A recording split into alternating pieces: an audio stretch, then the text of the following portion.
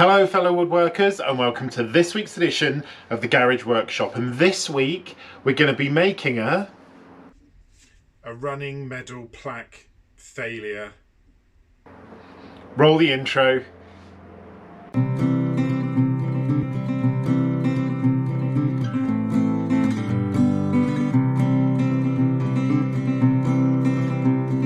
So on this week's edition of the Garage Workshop, we've got something slightly different. This year is the last year of me being in my 40s. I've got a big birthday coming up. And one of the things that I've taken up in the last year is running. God knows why, but I have. So I've entered quite a few running races over the course of this year. Now I've finished a lot of them and I've been lucky enough to gather some race medals. Now at the moment they're just hung on a hanger in my bedroom. So I thought it would be really good if I could make something more permanent to attach them to, and it will A, give me some more practice and some more experience with my bandsaw, which is really important, and B, it will leave me with something nice at the end that I can use to hang my medals on. So I've come up with a little design which I'm going to try and transfer onto a piece of wood, use my bandsaw to cut out, and then use either sandpaper or some of my files to make it look absolutely fantastic. So let's start that now. Okay, so fellow woodworkers, this is the piece of wood that I've decided to go for. It's a piece of 9mm sort of plywood, and it came from the caravan that I recycled earlier in the year. Now, there's two reasons why I've used this. Number one, the thickness. It's not too thick, and the second reason is it's still got a factory edge and it's in really, really good condition, this piece of wood. The only thing I'm not sure about is how well it will cut under the bandsaw. So the plan is to use the manufactured edge to cut the wood the same shape, and then with a little offcut I'm just going to run it through the bandsaw and see how it copes. To be honest with you, if it doesn't, I'm going to fall back to plan B, which isn't ideal, which is to use a piece of MDF. And if I do use a piece of MDF, then I'm going to spend some proper time and give it some paint and make it look really good. So let's get this in the miter saw, trim it down to the right size, have an offcut, and then we'll put it through the bandsaw and see how well it works. Unfortunately, the wood was just a tiny bit too long for my miter saw, so what I had to do was cut it down, flick it over, and then just chop the end off. I couldn't do it in my bandsaw because obviously there's not a lot of clearance there, but it was a very quick cut and very clean at the end.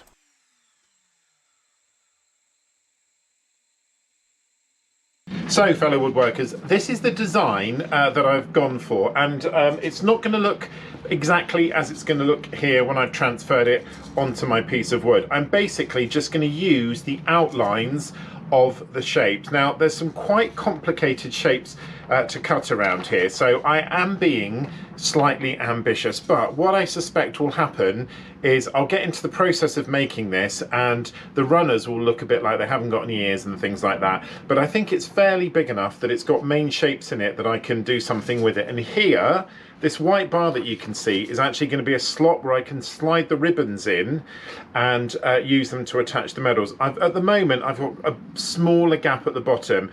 To be honest with you, I might actually move that up depending on how it goes, but this is the design. Hopefully you can see that close enough. So let's do that now.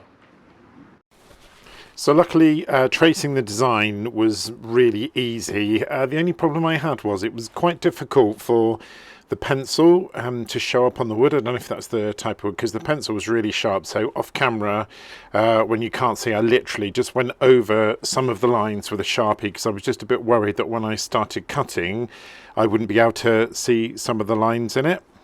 So when I got the design and I was happy with it, I then went on to take my two practice pieces, or the practice piece, and first of all I just cut some sort of squiggly lines in it, and then I had a little bit more of a practice of weaving it in and out. I then started to cut the sort of main board shape down, which on these outside edges was actually pretty straightforward. I know a lot of people complain with the Titan bandsaw about the fence and how it's not very good, and there's loads of videos on YouTube about modifications that you can make to it, but actually I thought it was good. It gave me really good straight cuts. I didn't have any of the sort of traditional problems people seem to have, and I was happy with how it looked. Having Having said that though, it was tricky in a couple of places, and at one point I did have to flip the board over to make the final cut.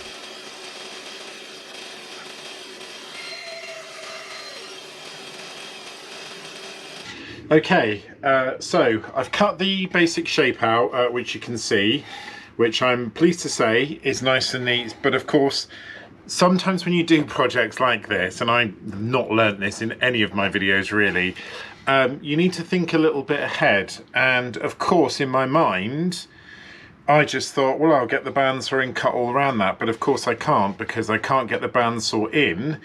If I get the bandsaw in, I've got to break through this, which I really don't want to do. So what I'm going to do now is drill a hole, and then I'm going to start making my way around the shape with a jigsaw. I'm going to get it as tight as I can around the shape, and then I'm going to use the sandpaper and my sanding block and knock the rest off. So I started off by using the bandsaw, but I'm going to switch to the jigsaw and see how it goes. Let's do that now. I did select the biggest bore drill for this, and what I did was I drilled 2 holes next to each other, so I had a space to get the jigsaw in, and I then began the process of using the jigsaw. Now I could show you 25 minutes plus of me using a jigsaw, which I'm not going to subject you to, you'll be pleased to know. But just a couple of things about this. I talk about the Parkside jigsaw at the end. But one of the things that was really difficult was, even though they're lined out in Sharpie, it was hard to sort of keep an eye on it. And had I had something like a Dremel maybe, this would have been a lot easier process. And obviously manoeuvring the blade was fine, but there were a couple of bits where I sort of burnt the wood and smoke came off. So again, part of that is my user error, I think. And obviously I could have fiddled with the settings on the jigsaw, but to be honest, I didn't want to do that. I wanted to keep it as quickly in line as I could.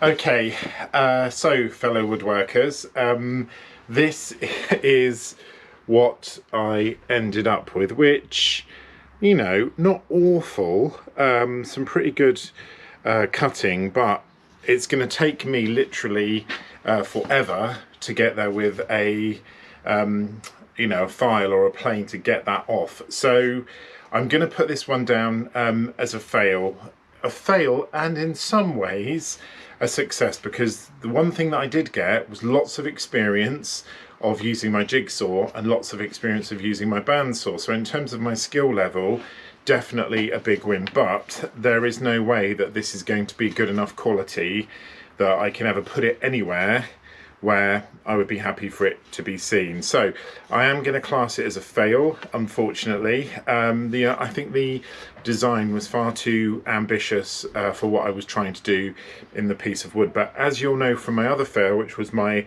lathe fail, if you haven't seen that, I'll put it up here, and also my tambour drawer fail. Not everything on this channel is about succeeding and being successful. If I did every project perfectly well, what would you learn? What would I learn from it? And if I cut my videos and did bits in between, I'm not going to learn anything, and nor are you. Now, I don't know how many of you actually have sat through this video. If you have, thank you very much. But weirdly enough, this hasn't put me off at all, as with the lathe project, because I think I can still come up with something like this, but perhaps not go for such a difficult design, particularly if I was just using a jigsaw. It wasn't really anything more than that, and that is actually quite a complicated bit. But actually the most complicated parts of this design, the man in the middle with his arms in the air, is the bit that I'm happiest with. So overall, put this one down to a fail and back to the drawing board. But before I go, just one thing. You will have seen in that video me use this, which is my Parkside. It's the PS TK800C3. It is the jigsaw. This is actually a really nice piece of kit, and the reason that I'm mentioning it now is it's currently in the middle of Lidl DIY sale, which went on line on Sunday. So If you like the look of what you've seen in the video, obviously anybody in the universe will use it better than me, but if you like what you've seen, then you can pick this up at the moment in the middle of Lidl sale. It's really nice, really heavy, nice and substantial product, and well worth it. So little shout out for the Parkside jigsaw there, because that's the first time I think I've used it on film. I've only actually used it about 3 times in general. If this is your first visit to the garage workshop, please don't let that put you off. I've got some great videos in my channel and I add content every week. Please subscribe, like and comment. If you know anybody else who's into woodworking, please send my channel that way. I've just broken 500. I'd love to get to 1,000. I know that's a big deal. If you're a regular viewer, thank you so much. I hope you've managed to stick with this failure video, although not a total failure, and hopefully you've learned something from it. And again, please don't forget to like and comment. I hope you have a fantastic week, fellow woodworkers, and I'll catch you hopefully on a more successful project next week. Take care.